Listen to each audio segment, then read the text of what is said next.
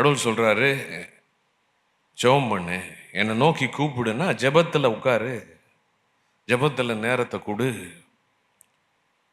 கொஞ்ச நேரம் ஒதுக்கி என்னோட பேசு, என்னை நோக்கி கூப்பிடுன்னு சொல்கிறாரு.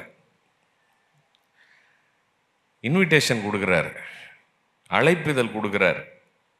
எனக்கு ஒரு கால் பண்ணு, இங்கிலீஷில் நல்லா இருக்குது கால்.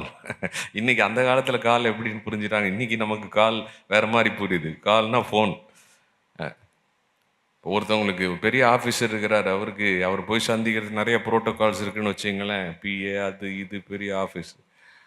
ஆனால் அவர் உங்களுக்கு பர்சனல் நம்பர் கொடுத்து, ஹேண்ட் ஃபோன் நம்பர், மொபைல் நம்பரை கொடுத்து எப்போயா இருந்தாலும் என்னை நீங்கள் காண்டாக்ட் பண்ணுங்கன்னு சொன்னார்னு வச்சிங்களேன், எப்படி இருக்கும் பாருங்கள்.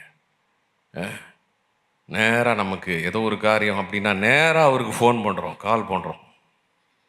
அப்போ அவ்வளவு அமைப்புகளையும் பைபாஸ் பண்ணி, அவ்வளவு பிஏ அப்பாயின்மெண்ட் எல்லாத்தையும் பைபாஸ் பண்ணி நேராக அவரோட தொடர்பு கிடைக்குது. ஆண்டவர் சொல்கிறாரு, நீ பரலோகத்தில் இருக்கிற எவ்வளோ தூதர்கள் இருக்கிறாங்க, எவ்வளோ இராணுவம் இருக்குது, எவ்வளோ அமைப்புகள் இருக்குது. மனுஷாளுக்கே எவ்வளோ அமைப்பு இருக்குதுன்னா, மனுஷ அதிகாரத்துக்கு இவ்வளோ உலகத்தில் அமைப்பு இருக்குன்னா, பரலோகத்தில் எவ்வளோ அமைப்பு இருக்கும் பாருங்க. ஆனால் ஆண்டவர் சொல்கிறாரு, நீ எனக்கு கால் பண்ணுன்னு சொல்கிறாரு. Call and to me. நீ ஜெபத்தில் உட்காரும்போது நேராக என்னோட பேசு, என்னோட பேசுகிற நேரம்.